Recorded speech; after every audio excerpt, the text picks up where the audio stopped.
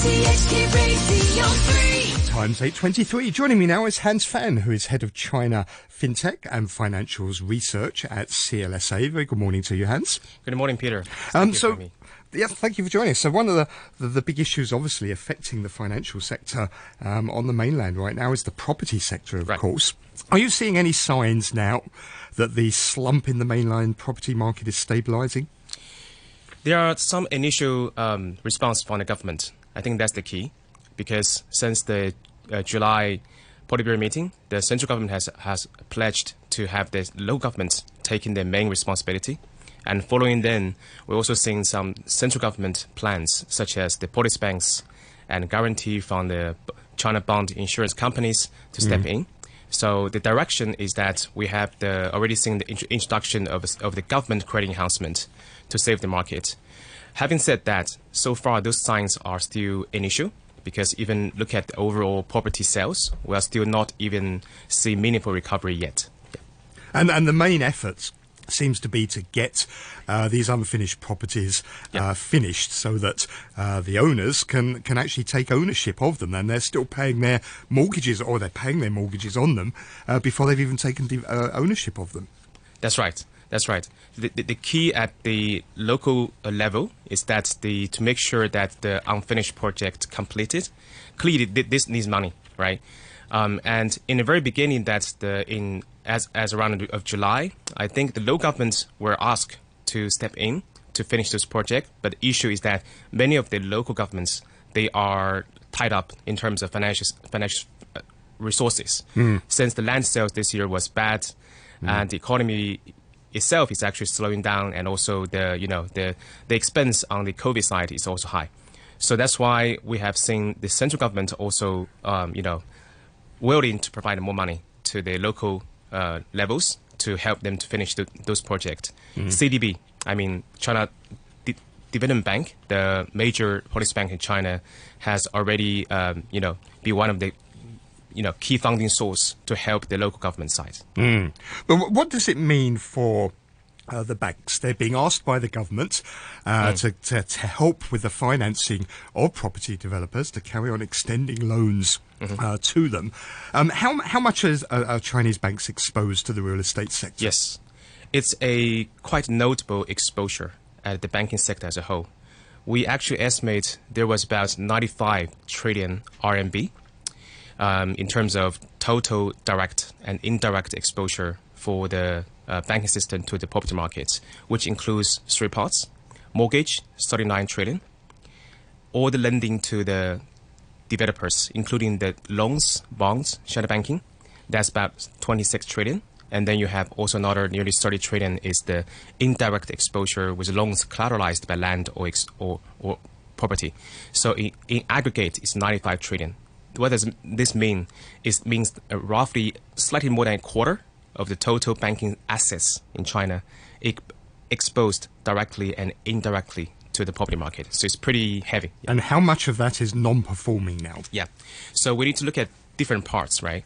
So three parts. The first one, mortgage. Mortgage so far, the non-performing loan ratio was 0.34%. 0.34, very low. And we do expect it to stay low, simply because in China, mortgage is lent out in a recourse space with very strong buffer, loan-to-value ratio like 50%, and there's no subprime.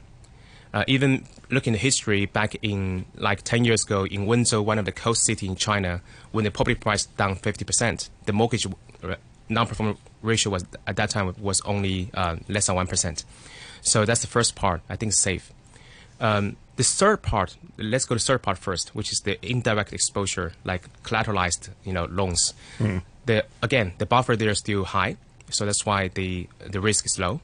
The key risk is sitting in the second part, which is all the lending to the developers. Right. All the banks we cover, they recognized roughly 3.5% of developer loan book as non-performing as end of June of this year. So the problem is, we just don't really know, do we, the true financial state of these property developers. And there's all sorts of things that are off balance sheets that we don't know about. Do you think the banks are properly provisioned? I think look at the entire banking system, the provision level is actually pretty high because in China we're talking about maybe 6 trillion in terms of loan loss reserve setting aside for the entire banking system. And for property exposure specifically, some of the leading banks told us they set aside about 10% of their property exposure as loan loss reserves. So that's a pretty high number. It's more than doubling of the overall loan book. Having said that, in our view, that we do expect the non-performing loan ratio of developer to go up to high single digit in the coming quarters. I think that's our base case from 3.5% as of now. Yeah. And an obvious comparison, I don't know if it's the right one, but it's one many people want to make, is with Japan in the 1990s, where we saw a similar sort of housing crisis, and that led to a sort of a big balance sheet recession. Is the risk the same in China? I think the risk here for China to see Japan-style recession is low.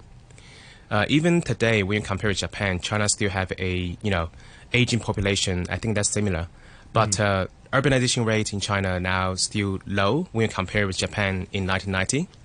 Household leverage here are still relatively lower in China, and household income are still growing. I think going forward, when the Chinese government talking about common prosperity, the household income growth should be strong. So, and plus, the financial complexity here in China, they don't have the kind of Japan-style sort of inter-ownership between the bank and the corporates. So, yeah. But even if it doesn't go into a Japanese-style recession, it seems what's clear is that China's got to change its economic model, hasn't it? It's got to wean itself off this over-reliance on the property market at all levels. That's right. They have to slow down the property investment and slow down some of the other non-productive investments. Clearly, that the government is trying to switch into consumption and also high-tech sectors, etc., and new energy, etc. But this is a long process transition. Yeah. Okay, Hans, thank you very much for coming in this morning. That's Han Fan, Head of China Fintech and Financials Research at CLSA.